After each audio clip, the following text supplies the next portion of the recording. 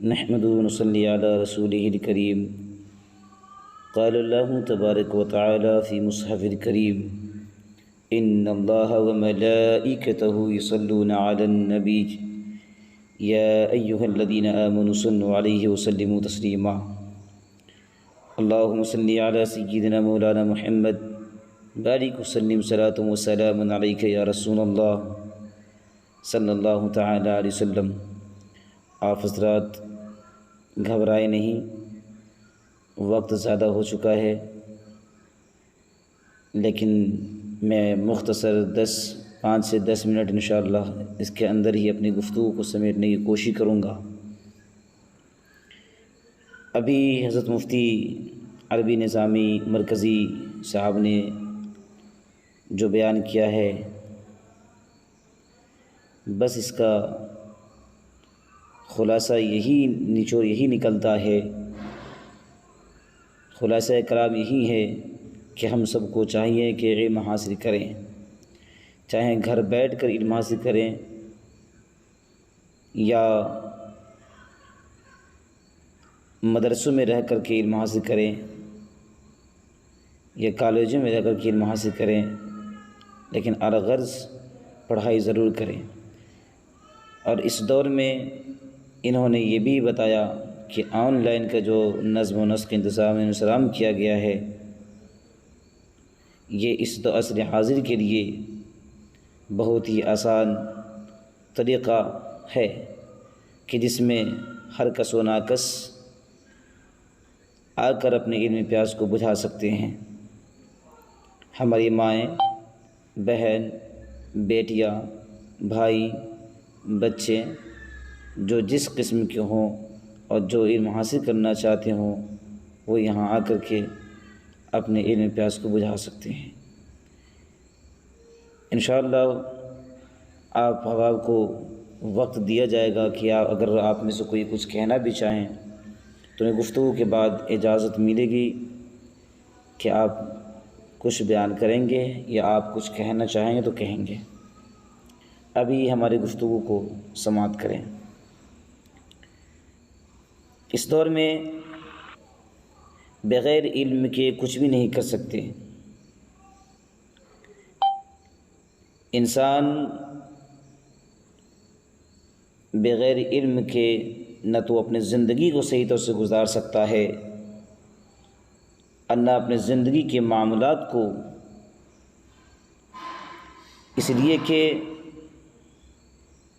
علم ایک ایسی نعمت ہے کہ جس کے سبب سے، جس کے ذریعے سے انسان اپنے معاملات کو بھی صحیح طور طریقہ سے گزارتا ہے اور اپنی زندگی کے اسلوب کو بھی صحیح طور طریقے سے گزارنے کی کوشش کرتا ہے. اور جب انہیں پتہ ہی نہ ہو کہ ہمیں کیا کرنا ہے اور اپنے زندگی کو کیسے گزارنا ہے، وہ راستہ ہی نہ معلوم ہو، تو پھر ہم بھٹکتے ہوئے نظر آئیں گے. کیونکہ جب انسان جس راستے پر چلتا ہے، جہاں جاتا ہے، اگر اس راستے کے بارے میں مکمل طور سے اس کا علم ہوتا ہے تو پھر کہیں بھی کسی قسم کی دشواریاں نہیں ہوتی. اور اگر راستہ معلوم نہ ہو، پھر وہ اگر جاتا ہے تو راستے میں نہ جانے کتنی کٹھنائیاں ہوتی ہے کہ چلنے والا ہی جانے. الغرض کہنا یہی ہے کہ میں ہر کام کرنے کے لیے پڑھنا ضروری ہے، علم حاصل کرنا ضروری ہے. نماز پڑھنے کے لیے بھی علم ضروری ہے، تجارت کرنے کے لیے بھی علم ضروری ہے، عبادت کرنے کے لیے علم ضروری ہے، بزنس کرنے کے لیے علم ضروری ہے. جب آپ منصب بلوغیت پر فائز ہوتے ہیں تو ہمارے اوپر علم فرائض ضروری ہو جاتا ہے کہ فرض و واجبات کو صحیح طور سے جانیں، پھر نماز کی پابندی کریں. جب ہم مالدار ہو جاتے ہیں، اللہ تبارک و تعالیٰ مال و زر سے نوازتا ہے، تو پھر ہمارے اوپر یہ فرض ہو جاتا ہے کہ ہم حج کریں. اور اس حج کرنے سے پہلے یہ فرض ہوتا ہے کہ ہم علم حاصل کریں۔ علم حاصل جب کریں گے نہیں تو پھر حج کے طرق کو طریقے کو کیسے گزاریں گے؟ اسی طریقے سے تجارت کرنے کا اگر ارادہ ہو تو پھر تجارت کے مسائل کا جاننا ہمارے لیے ضروری ہوتا ہے، تاکہ بزنس کے صحیح طور طریقے سے ہم کر سکیں، ورنہ بغیر علم کے آپ کی بزنس بھی ناقص رہ سکتا ہے۔ پتہ چلا کہ ہر کام کرنے کے لیے سب سے پہلے ہمیں علم حاصل کرنا ضروری ہے، پھر ہم اس کام کو کریں۔ عبادت کرنے کے لیے علم حاصل کرنا ضروری، کیا سمجھتے ہیں؟ کیسے ہمیں سمجھے؟ کیا ہم نماز پڑھنے کا ہمیں طریقہ معلوم ہو گیا تو ہم نماز پڑھنے لگے، لیکن اس نماز کے اندر کیا فرض ہے، کیا واجب ہے، کیا مستحبات ہیں؟ اگر یہی علم نہیں ہے تو پھر ہمیں کیسے پتہ چلے کہ ہماری نمازیں صحیح ہو بھی رہی ہے یا نہیں؟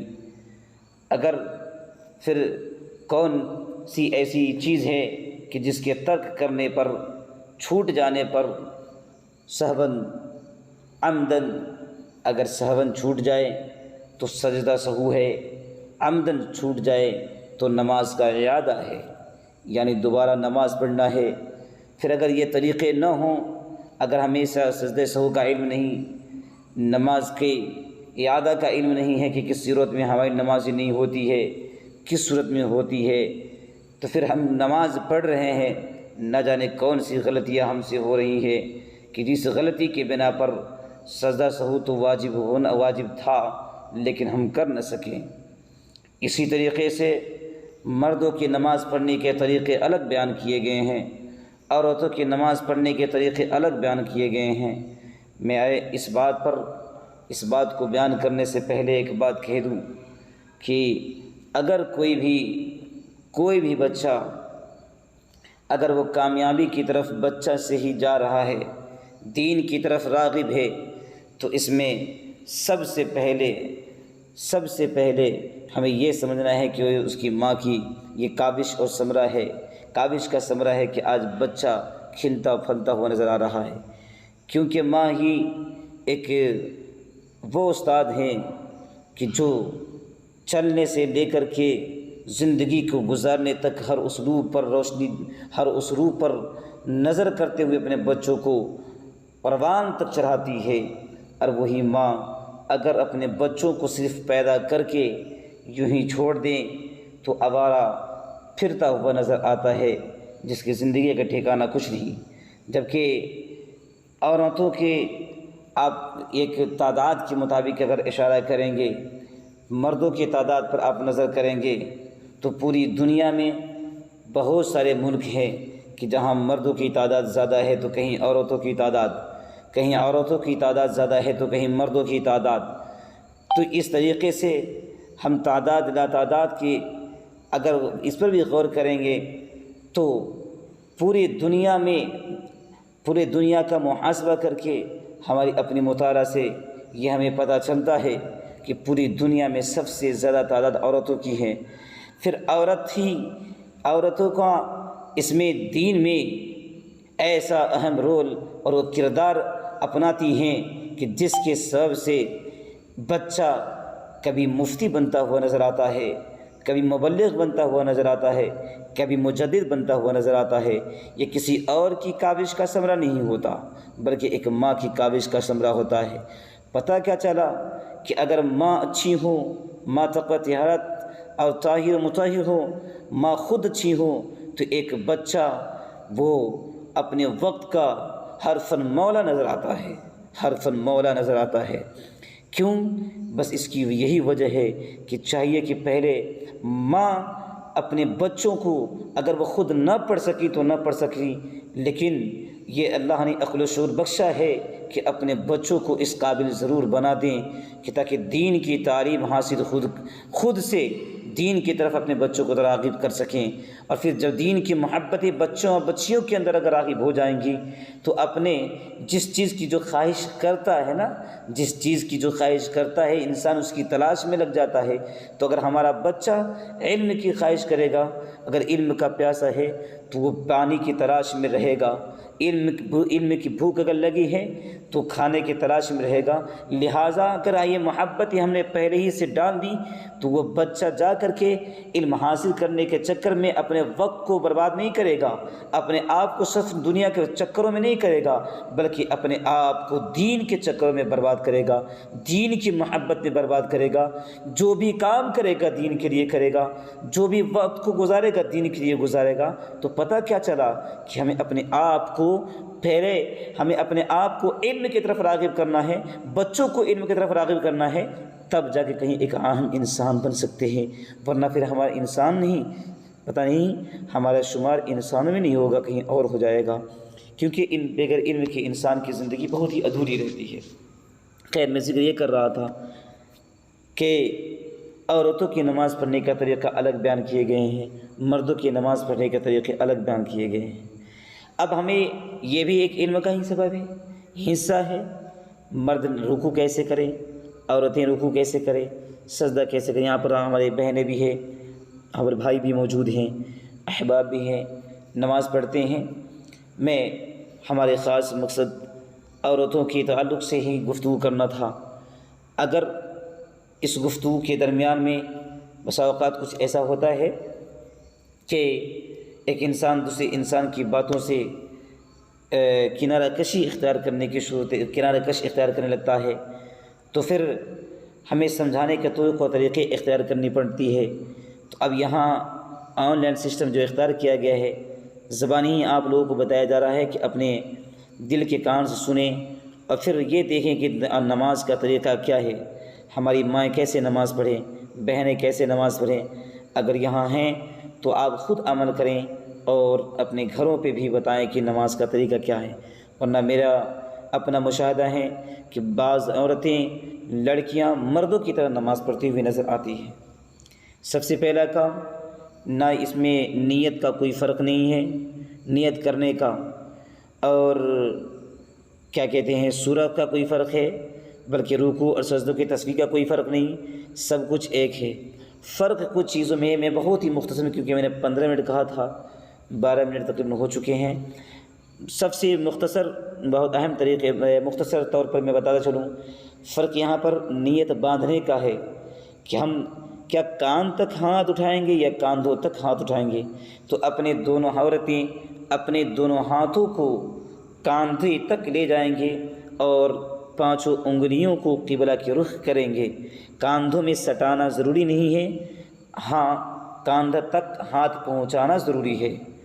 بعد جب آپ کاندھے تک ہاتھ پہنچا لیے تو پھر دائیں ہاتھ کی ہتھیلی کو بائیں ہاتھ کے اوپر رکھے اور چنگالیاں اور انگوٹھے سے اپنے گٹوں کو مضبوطی سے پکڑیں، پھر سینے پر ہاتھ باندھے رکھیں، سینے پر ہاتھ باندھے، ناف کے نیچے ہاتھ نہ باندھے۔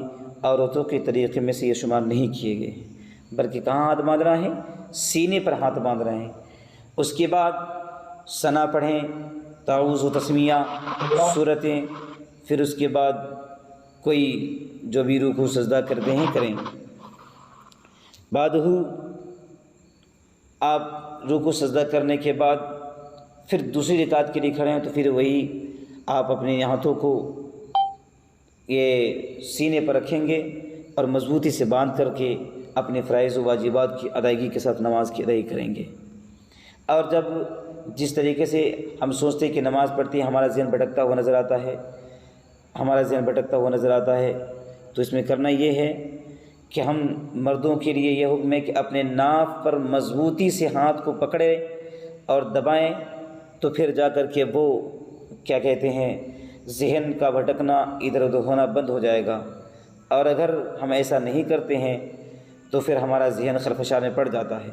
ہماری بہنیں سینے پر ہاتھ باندھیں تو وہاں پر مضبوطی سے تھوڑا دبا لیں تاکہ ذہن ادھر ادھر نہ بھٹکیں۔ خیر، آپ حضرات ہاتھ کھڑا کر رکھے ہیں، ہاتھ درد کرنے لگے گا، اس لیے نیچے کر لیجیے، میں ضرور انشاءاللہ الرحمن آپ کو وقت دوں گا بولنے کے لیے۔ آخری بات میں عرض کروں، اس کے بعد پھر میں آپ سے رخصت ہو جاؤں گا۔ ایک یہ تو خیر مختصر ترین طریقے تھے، اس کے بعد سلام پھر سجدہ کرنے کا طریقہ کیا ہے؟ ہماری بہنوں کے لیے سجدہ کرنے کے طریقے یہ بیان کیے کہ سمٹ کر سجدہ کریں۔ اب کیسے کریں گی؟ تو پیٹ کو ران سے سٹائیں، دونوں پاؤں کو باہر کی داہنے طرف باہر کی طرف نکالیں اور سرین کے بل بیٹھیں، پھر سجدہ کریں۔ پیٹ ران میں سٹے گا، دونوں بازو اپنے جانگھوں کے بغل سے ہو کر کے زمین پر رکھیں اور دونوں ہاتھوں کے 10 انگلی قبلے کے رخ ہوں۔ پھر دوسرا سجدہ ہی ایسے ہی کریں، سرین کے بل بیٹھنا ہے، دونوں پیر کو باہر کی طرف نکالیں گے، پیر پر نہیں بیٹھیں گے جیسا کہ مرد ایک پیر پر بیٹھتے ہیں دوسرے پیر کو کھڑا کر لیتے ہیں، ایسا نہیں کرنا ہے، بلکہ سرین کے بل بیٹھنا ہے اور سرین کے بل ہی مطلب سجدہ کرنے سمٹ کر کے ہی، ایسا نہیں کہ وہ ہم سجدہ میں جائیں تو پھر اپنے سرین کو اوپر کی طرف اٹھا لیں، یہ بھی طریقہ درست نہیں ہے۔ خیر، یہ تو کچھ اہم معلومات جو کہ آپ کے گوشے گزار کرنے کی صحیح کی، اللہ کریم سے قبول فرمائیں۔ میں آپ تمامی احباب کا بہت زیادہ شکریہ ادا کرتا ہوں کہ اللہ تعالیٰ کی دی ہوئی توفیق سے یہاں تشریف لائے ہیں۔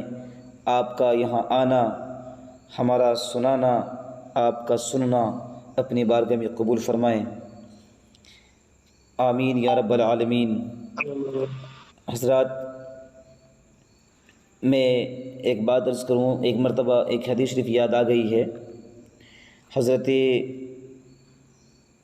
معاویہ بن حکم رضی اللہ تعالیٰ عنہ سے ماخوذ ہے کہ حضور پاک صلی اللہ تعالیٰ علیہ وسلم، ماشاءاللہ ہمارے احتشام بھائی اسکرین پر دکھا دیے ہیں کہ کیسے کیا کرنا ہے، سبحان اللہ، بڑی خوشی پہلے سے اب کر دیتی ہے۔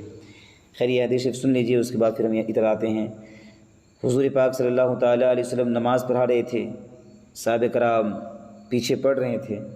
دیکھیں، یہ باتیں سب کے لیے ہیں، بہنیں بھی سنیں اور ہمارے بھائی بھی جو ہیں سنیں، یہ کام آئیں گے آپ کو۔ تو صحابی نماز پڑھ رہے تھے، حضور پاک صلی اللہ تعالیٰ علیہ وسلم امامت فرما رہے تھے۔ جماعت میں سے کسی ایک آدمی کو چھینک آئی تو انہوں نے کہا الحمدللہ، جماعت کی حالت میں کہا الحمدللہ۔ تو اب کیا ہوا؟ دیکھیے، نماز کا مسئلہ یہ ہے کہ نماز میں اگر آپ نماز پڑھ رہے ہیں تو نماز ہی پڑھیں، نہ تو چھینک کا جواب دینا ہے، نہ چھینک آئے تو الحمدللہ کہنا ہے، نہیں جماعی آئے تو حافی کے وقت جو حافی ہوتا ہے جماعی تو استغفار پڑھنا ہے، نہیں کسی بھی قسم کی کوئی آواز نکالنی ہے، بلکہ لفظ اللہ بھی نہیں نکالنا ہے۔ خیر، تو ایک صحابی بھی مطلب ان کو چھینک آ گئی، انہوں نے کہا الحمدللہ۔ اس کے جواب میں حضرت معاویہ نے کہا یرحمک اللہ، جی اسکرین شیئر کر دیجئے احتشام بھائی، کہا یرحمک اللہ۔ تو اب دوسرے صحابی تھے، انہوں نے اپنے جان پر تھپڑ مارنے لگے اور کہنے لگے کہ اشارہ کرنے لگے کہ یہ کیا کر رہے ہو، یہ کیا کر رہے ہو۔ تو انہوں نے کہا تم لوگ مجھے کیوں گھور کر دیکھ رہے ہو؟ مطلب یہ کہ نماز میں ہی باتیں چیتیں ہونے لگی، آپس میں یہ وہ کرنے لگے۔ حضور پاک صلی اللہ علیہ وسلم جب نماز سے فارغ ہوئے تو انہوں نے بلایا اور فرمایا کہ معاذ، نماز کیا ہے معلوم ہے؟ نماز یہ اللہ کی عبادت ہے، اور جس کا نام ہے اللہ کی بڑائی بیان کرنا اور قرآن کی تلاوت کرنے کا نام نماز ہے، اس میں کسی اور قسم کی کوئی بھی باتیں نہیں ہونی چاہیے۔ آج ہمارا معاملہ کیا ہے؟ اگر کوئی معاملات اگر کسی مقتدی کو دیکھتے ہیں، کوئی کسی کو اگر دیکھ لیں تو اس قدر ڈانٹتے ہیں، اس قدر پھٹکار کرتے ہیں کہ پھر لگتا ہی نہیں کہ کبھی مسجد میں آؤں، پھر لگتا ہی نہیں کبھی کسی بات کروں، بلکہ طریقے یہ ہونے چاہیے کہ پریکٹیکل طور پر انہیں لا کر کے سمجھائیں، انہیں بتائیں۔ حضرت معاذ نے قسم کھا کر فرمائی کہ اللہ کی قسم، مجھے حضور پاک صلی اللہ تعالیٰ علیہ وسلم کے جیسا کوئی معلم نہیں ملا، اور نہ میں نے کبھی دیکھا، آپ نے کبھی مجھے جھڑکا نہیں، نہیں کبھی ڈانٹ کر بولا۔ تو اسے ہمیں سمجھ میں کیا آیا، باتیں کیا معلوم ہوئی کہ ہم اپنی زندگی کو اس طرح گزاریں جس طریقے سے حضور پاک صلی اللہ تعالیٰ علیہ وسلم نے ہمیں تربیت فرمائی ہے اور گزارنے کا طریقہ بتایا ہے۔ اللہ کریم ہمیں شریعت کے مطابق زندگی بسر کرنے کی توفیق فرمائے، آمین یا